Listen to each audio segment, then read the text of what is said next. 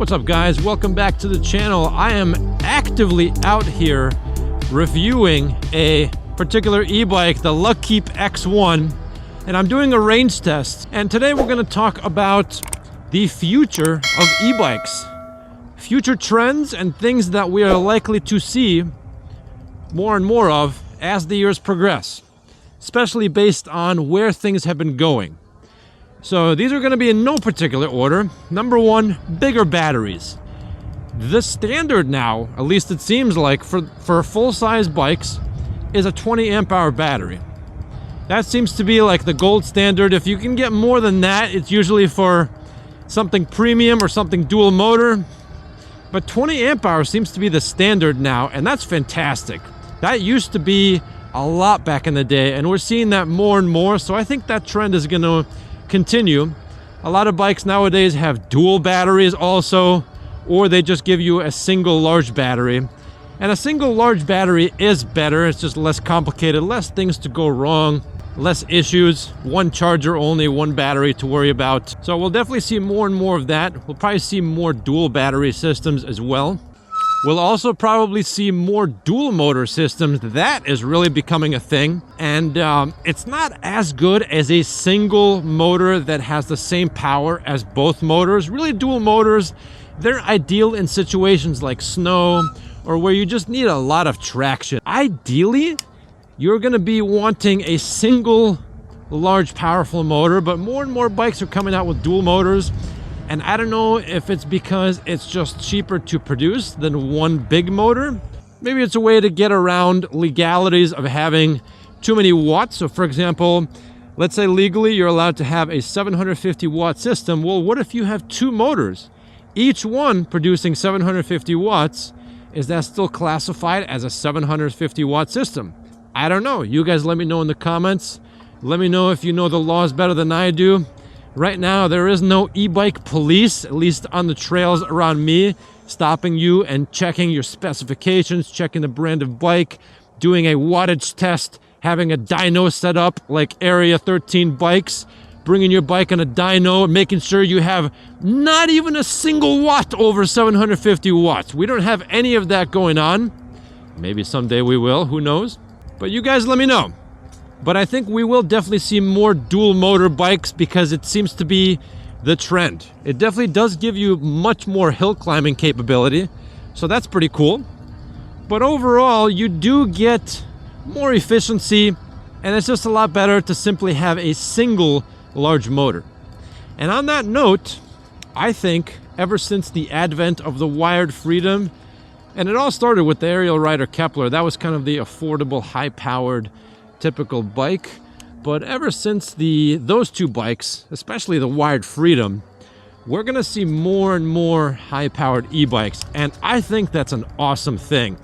I think there should be bikes that fill that category between normal bicycle speed and car speed. Right now there's a gap in transportation devices that meet that necessity of, I guess we'll call it moped speeds.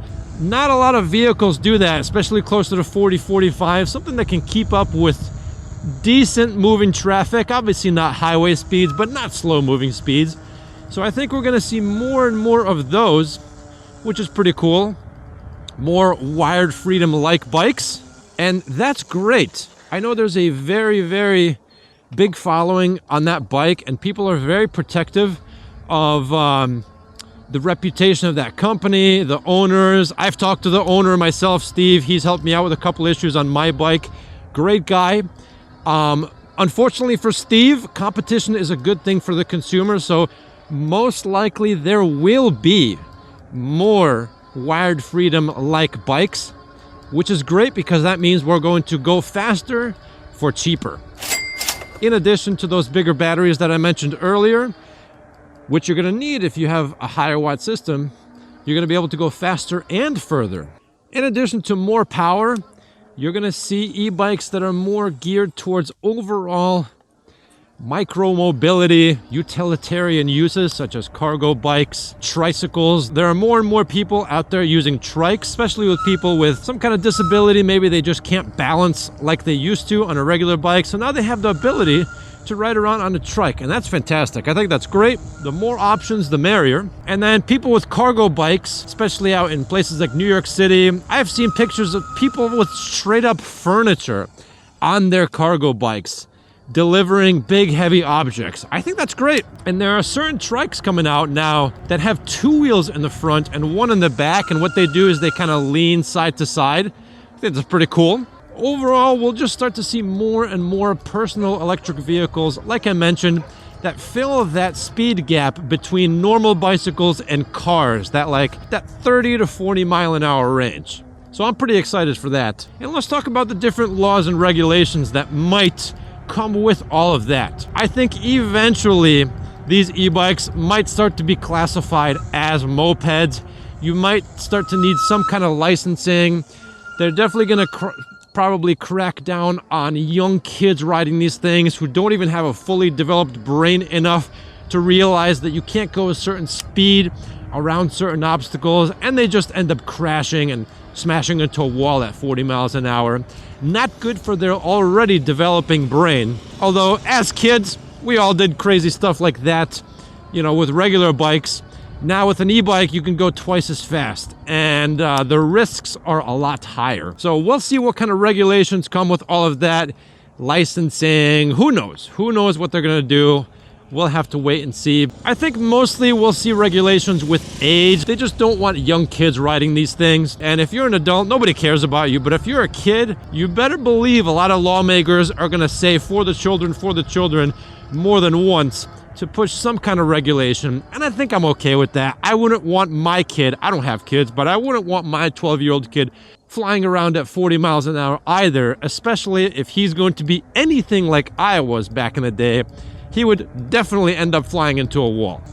In terms of these super fast, high-powered e-bikes that people are building, I don't know if we're gonna have regulations for those, because let's say that person happens to fall and injure themselves. They're a fully grown adult. No one cares about fully grown adults. And in fact, it's your responsibility. If you fall and get hurt, you're only really hurting yourself. Yeah, there are certain instances where people can collide with pedestrians and whatnot, but I haven't really seen that too much. It's mostly people on fast e-bikes hurting themselves. And I don't think that's enough of a reason to push regulations, because again, nobody cares about fully grown adults. People only care about the kids. I think we're gonna see more of a push for bike lanes, bigger bike lanes. Maybe we'll have 2 separate sides, one for regular bikes, one for e-bikes that can do, that can kind of go moped speeds.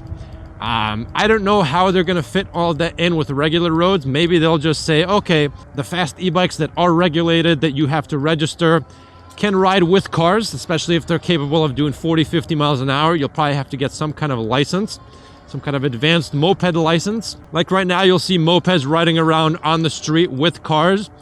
And, they're allowed to do that if they have the proper paperwork and credentials. And I think that's probably what's going to happen with e-bikes also, especially the faster ones.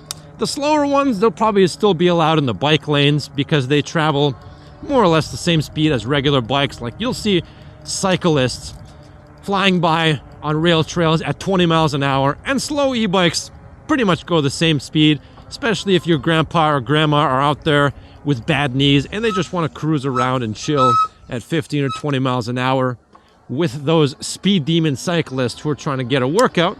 And finally, I think we are going to start seeing the prices of e-bikes go down more and more, which is unbelievable. I think that is the coolest thing ever. We're getting more and more e-bike for less and less money. Right now, I'm riding on an e-bike that costs, I don't know, I think like $800, somewhere around there. 10 years ago, there is no way that you could have gotten something like this for $800. There's no way in hell. Back then, this probably would have costed you at least $2,000. But now, it's just $800, super cheap. I think it's amazing. And we'll start seeing these faster and faster e-bikes at lower and lower prices. A lot of people think that the Wired Cruiser and the Wired Freedom is a great value at $2,000, and it is. It is a little bit more than $2,000. It's about $2,300 after shipping, which you have to pay unless you go pick it up. But in the future, there probably will be a bike like that for an actual $2,000, maybe even less. Shout out to e-bike guy who built his 100-mile-an-hour e-bike. I wonder if we're gonna start seeing e-bikes like his at a much lower price. Maybe something you easily mod to go fast, maybe not 100 miles an hour, but 50 or 60 miles an hour for maybe $2,000. Maybe someone will release something like that. We'll see. Time will tell. So that's it for today, folks. I just wanted to make a quick opinion or prediction video. I looked deeply into my e-bike crystal ball, and that's what it said. It said all the things that I mentioned earlier. It predicted all of these things that are going to come true. And so you let me know if my e-bike crystal ball is wrong. It's not, because crystals are real, and I believe in the power of crystals, and so does your girlfriend.